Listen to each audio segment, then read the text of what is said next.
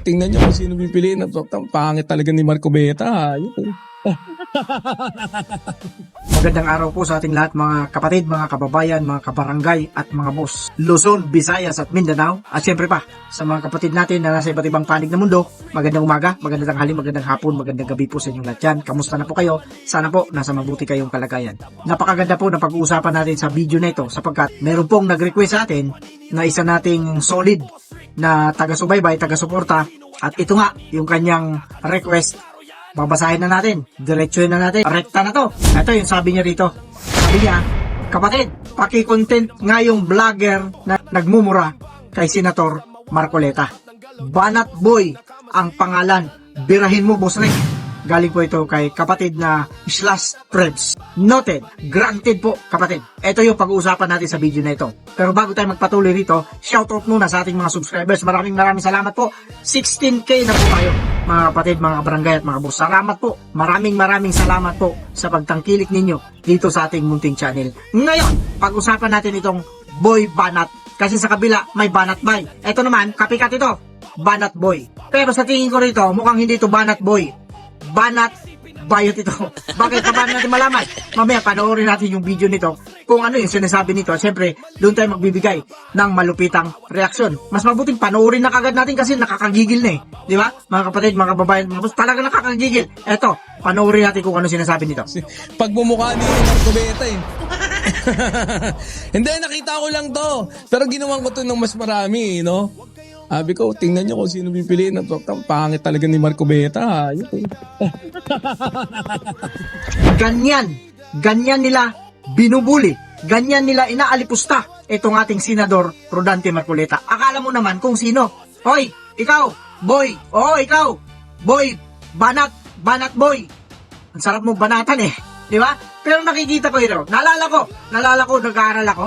Mga ganitong tipo, itong mga tapang-tapangan. Pero pagka pinalagan mo ito, tatakbo ito.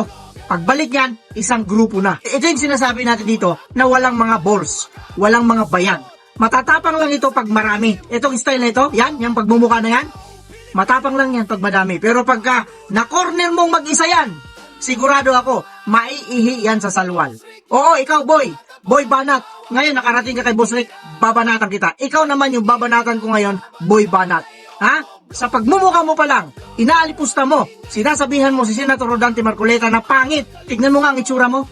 Ha? Kung itsura na rin ang pag-uusapan, wala, panalo tayo dyan eh. Ha? Yung mukha na yan, Boy Banat, baka mamaya pagka ikaw yung binira ko, iiyak ka. Baka mamaya pagka ikaw naman yung nakarinig ng mga salitang hindi magaganda, baka tutulo na naman yung sipon mo. Ha? Mga kapatid, mga kababayan at mga boss, mga kabarangay, anong masasabi ninyo dito sa tao na ito?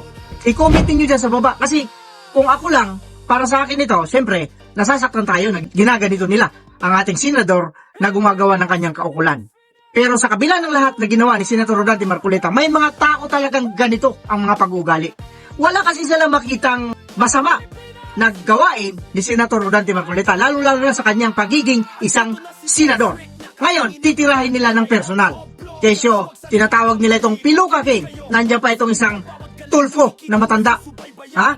Nung naalala ninyo, nung nai-content natin dito, Piluka, yung kanyang naging post. Pero itong obob na ito, ikaw boy Banat. Ikaw mababanatan ngayon. Ha, Boy Banat, sana makarating sa itong video na ito. Ngayon ikaw, Boy Banat ka, huwag kang magtabang-tabangan kasi baka mamaya, pagka narinig mo yung mga sinasabi ko, iiyak ka. Ha? Yan ang gustong-gusto ko. Ganito yung mga gustong-gusto ko eh. Itong mga bully na ganito. Oh, kasi sa bulihan na rin lang, naku boy, iiyak ka. Bubulihin mo si Senator Rodante Marcoleta. Natural, hindi yan papalag sa'yo. Bakit? Kuyo ka ba? Ha? Sino ka ba? Ang problema sa'yo, may mga taga-suporta si Senator Rodante Marcoleta, kagaya ni Boss Rick, na nakapanood sa video mo. At meron niyang nag-request sa atin para birahin ka, Boy Banat, para banatan ka. Ha? Boy Banat, ito masasabi ko sa'yo. Isa kang obob. Sa mukha mo pa lang, halatang bayaran ka. Diyan pa lang, panalo na kami. Diba? Boy Banat, sana makarating ang video nito at sagutin mo. Mga kapatid, mga kababayan at mga boss, i-comment ninyo dyan kung ano masasabi ninyo dito sa Boy Banat ito. Pero sa akin, ang sasabihin ko sa'yo, Boy Banat, isa kang dakilang ob-ob. Ob-ob ka. With that, kagaya na sinasabi natin dito, mag-ingat po tayong lahat, pura lang sa mga taong kagaya nito. itong ob-ob. Ob-ob. Ob-ob.